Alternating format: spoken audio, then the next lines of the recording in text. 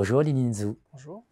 Lin Zhu, vous êtes docteur de l'Université de Poitiers, de l'IAE de Poitiers, et vous êtes assistant de recherche à l'IAE de Poitiers. Co-auteur dans la revue française de gestion avec Bruno Ferral et Evelyne Land, également IAE de Poitiers, laboratoire CEREG, d'un article dans la revue française de gestion, le couplage organisationnel dans les hôpitaux publics chinois. C'est le résultat de votre thèse de doctorat pour aller au cœur qu'a dirigé le professeur Evelyne Land, numéro 316 de la revue française de gestion. Alors, première question, qu'est-ce que c'est que le couplage organisationnel? Que pour des chercheurs en management, ça peut être évident, ça n'est pas forcément pour tout le monde. Oui, le couplage organisationnel, c'est un terme un peu particulier. En fait, pour nous, notre recherche s'intéresse beaucoup à le phénomène de couplage étroit et découplage. Le couplage étroit se caractérise par une interdépendance ou une réactivité forte entre le service, dans notre cas, ça veut dire service administratif et service clinique. Oui. Le découplage fait référence à un manque de coordination entre services ou à des interactions symboliques, sans véritable de collaboration entre services. Alors, dans le cas précis que vous avez étudié, c'est-à-dire les hôpitaux publics chinois, oui, qu'est-ce que ça nous enseigne, ce concept? En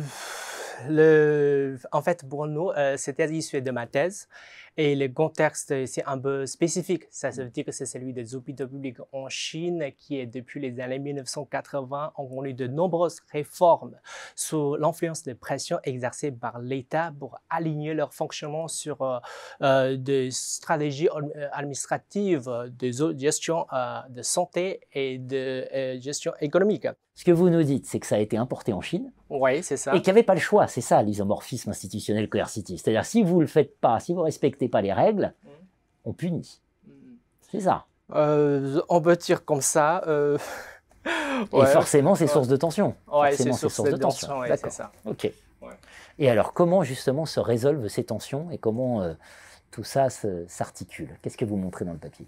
En fait, tout à l'heure, nous avons constaté des phénomènes de découplage.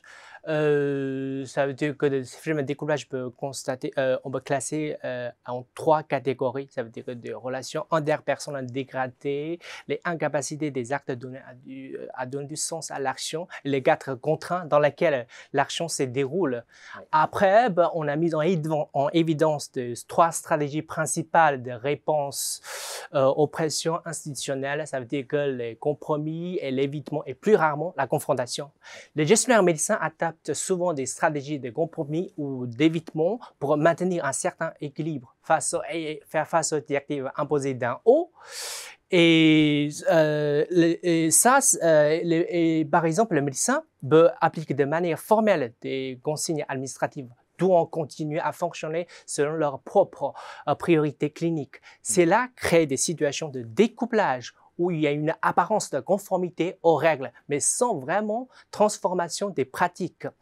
Mais la stratégie de confrontation se manifeste davantage chez les médecins vis-à-vis des gestionnaires plutôt que chez les hôpitaux publics vis-à-vis de l'autorité de santé, en particulier dans le contexte de répartition inégale entre les pouvoirs inégales. Voilà. Finalement, est-ce que ces stratégies que vous évoquez là, donc je répète, hein, le compromis, l'évitement, et plus rarement, et parfois des confrontations. La confrontation. Exactement. Finalement, c'est quoi les conséquences pour les hôpitaux eux-mêmes?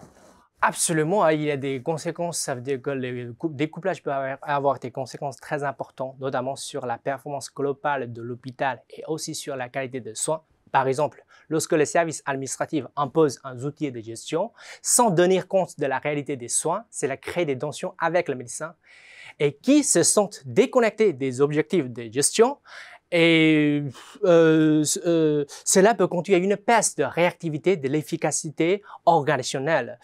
Et toutefois, mais notre étude montre aussi que certaines formes de découplage peuvent être bénéfiques dans la mesure où elles permettent aux services cliniques de préserver une certaine autonomie face aux exigences administratives.